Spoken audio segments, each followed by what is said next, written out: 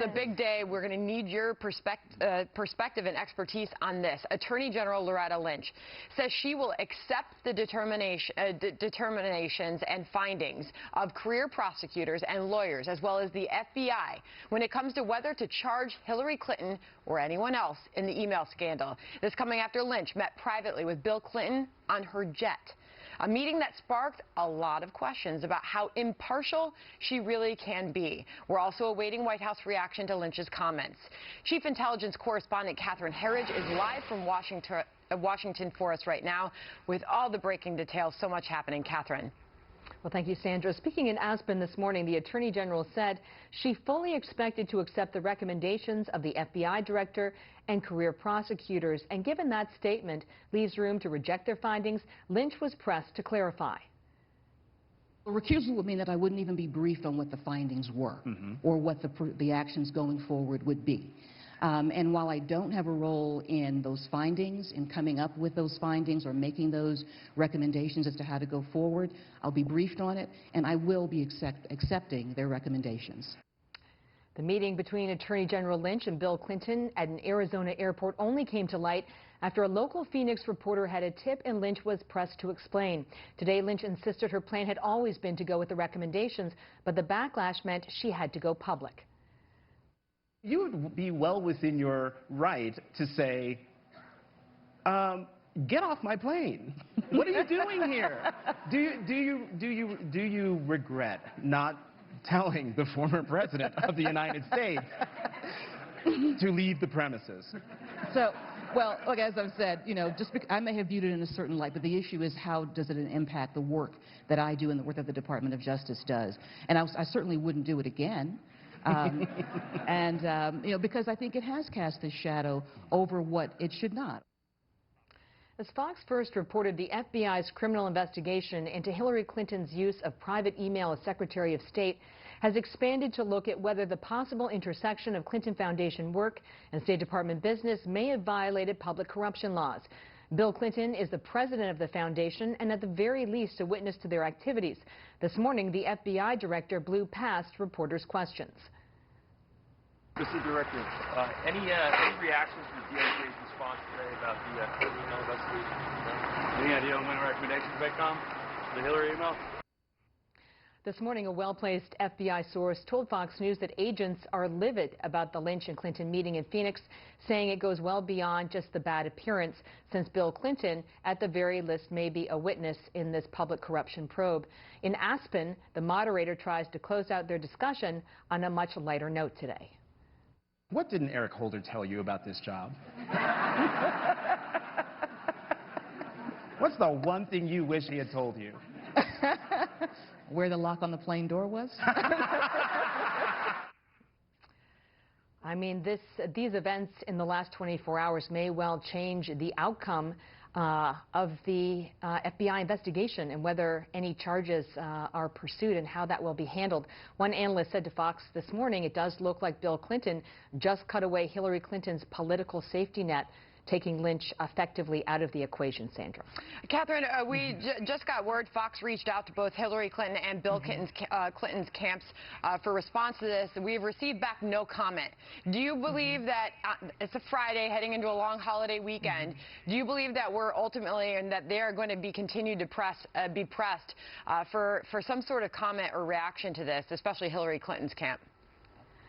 Well, I mean, I don't want to speculate a lot for people except to say that what has happened in the last 24 hours, I mean, it has never happened before in Washington. We have the presumptive Democratic nominee, the subject of a criminal investigation, not only into classified information, but public corruption, and then we have their spouse, a past president, looking to intervene or at least apply some pressure. This is no small thing, and it's certainly a story that we have been following for over a year at Fox News Channel. Yes. But now it's kind of broken the floodgates with the rest of the media, and they're going to have to respond to many of these questions because we're coming up against the convention. And if there were to be action, this would be the ideal window for it to happen by the Justice Department and by the FBI. All right, Catherine Herridge, thank you. Mike Baker, your reaction. Well, there's an awful lot to plow through here in a short period of time. you could argue, some will argue, that basically what she's done, come out and said, is she's going to do what she's supposed to do, typically anyway, which is take the recommendations of the independent investigators, the nonpartisan investigators, and the director of the Bureau. So, you know, one part of me says, is this news? But she's getting out ahead of this. Obviously, I mean, I like her. I think it's a shame she's not the candidate for the Democrats. Wow, was this a misjudgment? What happened? Oh, it was a mistake. She clearly understands it was a mistake, but at the same time, as it was initially tried to be portrayed, that this was a happenstance encounter between two private jets on the tarmac. There's too much at play. There's too much logistics. Her security detail, his security detail, the timing of it all, the flight plans that have to be logged, and then they just drop it all and say, "We're just, oh, this is great. Let's just sit here and chat." Clearly, it was no coincidence, Julie, and we all knew that immediately. And then when we saw that Loretta Lynch was going to come out today and say that she was going to accept any recommendation that came out of this investigation, it looked like a cleanup job after what happened. You know, the larger question for me is, does Bill Clinton have Munchausen by proxy when it comes to his wife politically? I don't understand. I mean, talk about somebody who's doing everything possible for the fourth or fifth time to hurt his wife's campaign. I mean, this was a completely nonsensical, stupid thing to have done for him. And what I don't understand, and I'm sure that her campaign is furious, I'm sure she's furious, and, you know, he is a gregarious and charming man. He's probably the most social politician we've ever had, certainly very different from Barack Obama. It doesn't surprise me that, of course, he wants to come out and say hi to everybody he can. This is a guy who works the rope line after everybody else goes home. But in this case, what are you thinking, President Clinton? What are you thinking about how this is going to affect your wife? And why would you bring this back into the news? And that's exactly what Donald Trump sort of... somebody also on his team that travels with him who's from her campaign. You would think there had to be some conversation. That's what I was going to say, is these people, I've traveled with my father. There's so many staff involved. There's so many logistics involved. The idea that he just got off his plane and when his chief of staff or someone was like, maybe not the greatest thing to do while she's investigating your wife. But the implication from Loretta Lynch, by the way, I found the laughing distasteful. I totally agree. I was like, this is not funny. It was very nervous, and you know what? They giggled the entire time. Jonathan Capehart as well. This is already... It was very nervous. The public confidence in Hillary Clinton from liberals and conservatives, already everyone has the impression that the Clintons are of the understanding that the regular rules don't apply to them, and the idea that both of them would be laughing at it. Right. That's the issue, is that it goes to how many people feel, particularly about President Clinton, that he doesn't think that the rules apply to him. No question. And that he gets on the plane. And by the way, they spoke for up to half an hour just about their kids. I can have a deep conversation about the entire Old Testament in a half an hour. All right. So let's find out what they really talked about. Let's talk about Bill Clinton, which is something that Catherine Herridge brought up, that Brett Baer raised earlier in the day. Bill Clinton is a potential target. He is a potential witness and is intricately involved in the second part of this FBI investigation dealing with corruption at the Clinton Foundation. I mean, just some of the stuff that we know from the Wall Street Journal's reporting about what was going on there, that there were more than 24 companies and groups, one foreign government that paid Bill Clinton a total of $8 million to give speeches around the time they had matters in front of Hillary Clinton's State Department. About 15 of them gave money to the Clinton Foundation, and in several instances, State Department actions benefited those that paid Mr. Clinton. All right, let's talk about the impact, Julie, that this is going to have on the election. Donald Trump on with Hannity last night, reacting to that meeting. Listen. Well, when I first heard that yesterday afternoon, I actually thought they were joking. I thought the people that told me was, you know, I said, no way. There's no way that's going to happen. And it happened. And I'm flabbergasted by it. I think it's amazing. I've never seen anything like that before.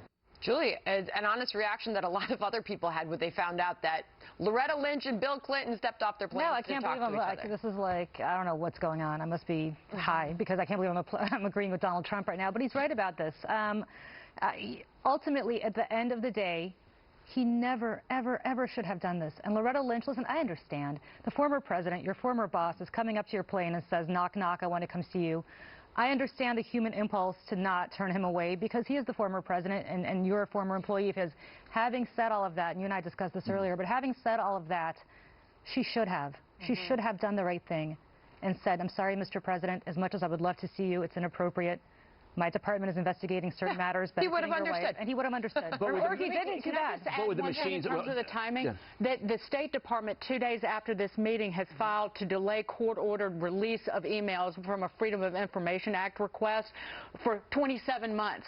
It's the 4 of Hillary Clinton's aides related to the Clinton Foundation, so they won't come out potentially until October of 2018, which would be roughly almost in the middle of her term if she ever won the presidency. But that takes us deep into 2018, obviously, if they do that. I don't think they're going to be able to get away with that now, not on the heels of this. But anybody who understands the logistics, like you pointed out, of a candidate or a former president moving about, the attorney general, the idea that she was shocked and surprised by him knocking on the door. I mean, again, I don't want to disappear down a Byzantine, paranoid rabbit hole of one world conspiracies and all of that. That's where you live, so that's where I live, so I'm going to, because it's a very familiar rabbit hole. But the point being is that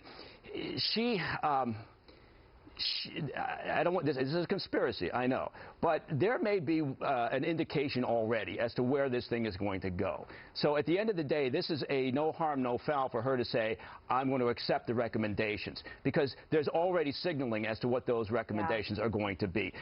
I have a hard time believing. And I like her. Again, I think she's well experienced. She's proven herself to be, nonpartisan at a number of times in her career. I have a hard time believing, though, that she's going to just say, I'm going to throw it to the wind now because I made this mistake with this one meeting. I'm going to step off, and if they come forward and say we should indict and bring charges, I'm going to just go with it. But if you're Bernie Sanders right now, and I've been highly critical of him and his campaign, why is he still in? What's he doing? If I were him right now, I would be on every show possible saying, this is why I'm still in. This is why I'm still doing it. This woman could get indicted. Look what her husband's doing. He's trying to grease the rails to make sure nothing happens legally. And Bernie Sanders should definitely continue to stay in after this just happened. President Obama's going to be on the campaign trail with her down in North Carolina. Next week, Vice President Biden is coming out and campaigning for her. What do they know, or maybe what don't they know? I have a very hard time believing, however, that James Comey, who we all agree is an impartial person in this whole situation, whether if he recommended that they indict, if he had a recommendation to the Justice Department, if she ultimately chose not to indict, that he would be quiet about this. This is not Nixon. That would be Nixonian. It would be like the massacre with Nixon. She can't do that to him, and he wouldn't accept it. All right, the news I agree with that. is happening fast, and we are awaiting White House reaction to this story, to Loretta Lynch's announcement. The daily press briefing will begin, and we will be monitoring that for any response to this, and we will bring that to you. All right.